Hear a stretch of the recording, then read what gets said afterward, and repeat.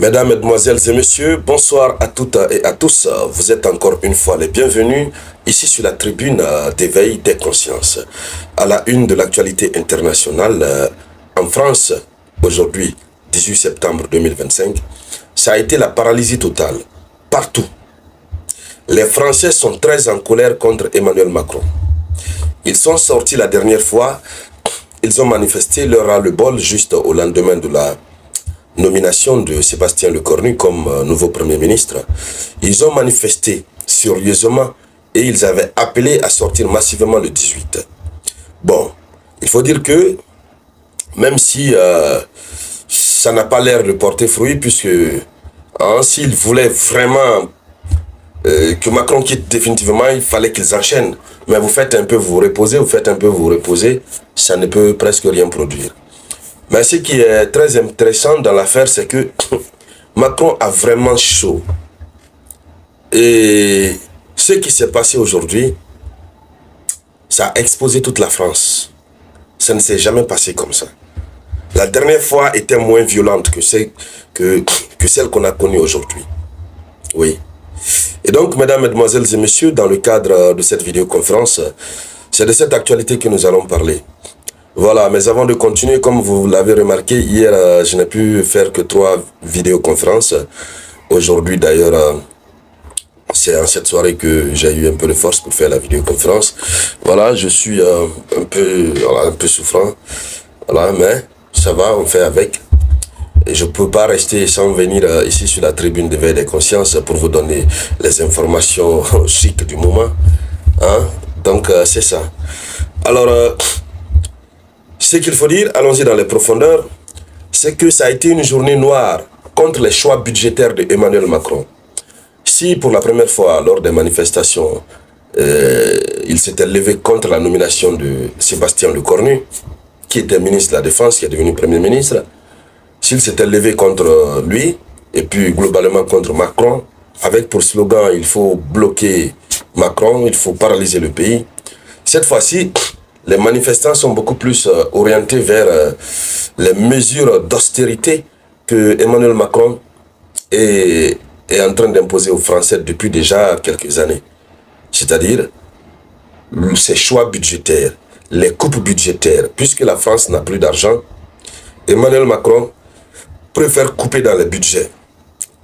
Un exemple terre à terre, si on a par exemple un département qui recevait 1 million d'euros par an, on dit bon, cette fois-ci on va envoyer 600 000 euros. On coupe les 400 pour réinvestir ailleurs parce qu'il n'y a plus d'entrée. Souvenez-vous que Air France, qui travaillait bien en Afrique et puis qui faisait rentrer, je crois, 500 millions, c'est pas de francs CFA par jour, ils l'ont chassé dans beaucoup de pays. La société Orano, qui exploitait l'uranium du côté du Niger, qui faisait rentrer beaucoup d'argent par jour, on lui a retiré son permis d'exploitation, on l'a chassé. La France n'a pas de ressources naturelles.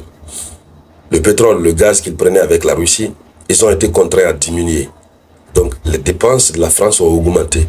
Pendant ce temps, Emmanuel Macron est foncièrement engagé dans le financement de la guerre en Ukraine et un peu partout.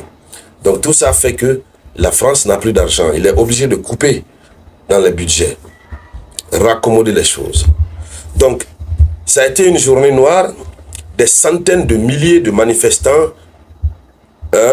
et des grèves massives ont secoué la France. Et donc, les transports, les écoles, les pharmacies ont été paralysés.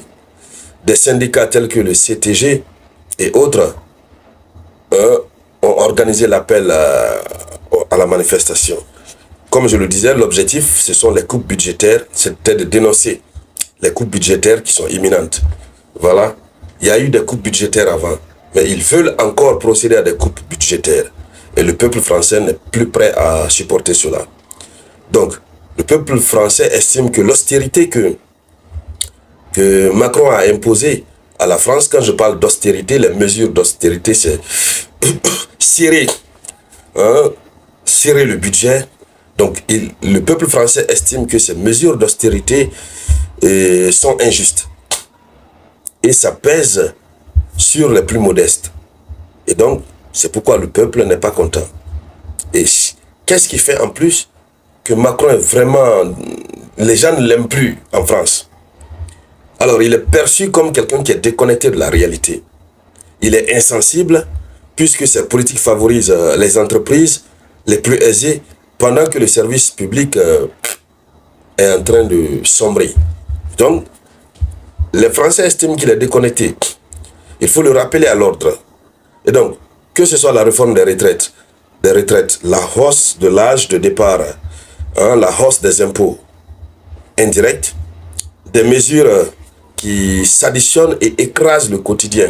Donc les citoyens français craignent aussi des suppressions de jours fériés. Ils avaient proposé ça, de supprimer des jours fériés. Voilà. Et donc, les Français ne veulent pas de cela. Alors, l'autre problème, c'est que Macron a une faible majorité au Parlement pour faire passer son budget. C'est pourquoi, même avec Elisabeth Borne, l'ancienne première ministre, il était obligé de forcer la situation, d'utiliser l'article 49, je crois, alinéa 3 de la Constitution pour faire passer par la force son budget. C'est même ce qui avait fait chuter le gouvernement d'Elisabeth Borne. Et cette fois-ci, ça risque encore d'être la même chose. Et donc, pour le moment, les dégâts sont énormes. Les services publics sont paralysés, sont fragilisés. Les écoles sont fermées, le transport arrêté, les hôpitaux sont en alerte, les pharmacies, etc. Tout est fermé. Alors, l'effet domino, c'est quoi? Sur l'économie, c'est la perte de productivité, la perturbation dans le quotidien, l'absence de réponse claire sur le coût de la vie. Donc, rien ne va pour Emmanuel Macron, rien ne va. Et donc, finalement, les organisations politiques se lèvent tous contre la légitimité de Macron. Les politiques aussi en profitent, que ce soit les gens de la gauche, de la droite. Tout le monde se lève contre lui pour dire qu'il ne fait plus l'affaire des Français. Bon, on ne sait pas pour le moment, est-ce que ces Français vont continuer là-dessus jusqu'à le faire quitter carrément au pouvoir, ou bien ils vont continuer à faire le semblant, sortir un peu et puis rentrer, sortir un peu et puis rentrer. Bon, en tout cas, on va voir ce qui va se passer. Mais le pire même, c'est que la manière dont les manifestations ont été réprimées en France ce 18 septembre, si les médias occidentaux sont honnêtes avec eux-mêmes, ce ne serait pas bon pour l'image de la France, parce que les droits de l'homme ont été sévèrement violés. Et donc, mesdames, mesdemoiselles et messieurs, c'était ça la une de l'actualité internationale. Je vous reviens tout à l'heure, par la grâce de Dieu le Tout-Puissant, avec de nouvelles actualités. Et c'était donc la voix de votre humble serviteur, le Samouraï.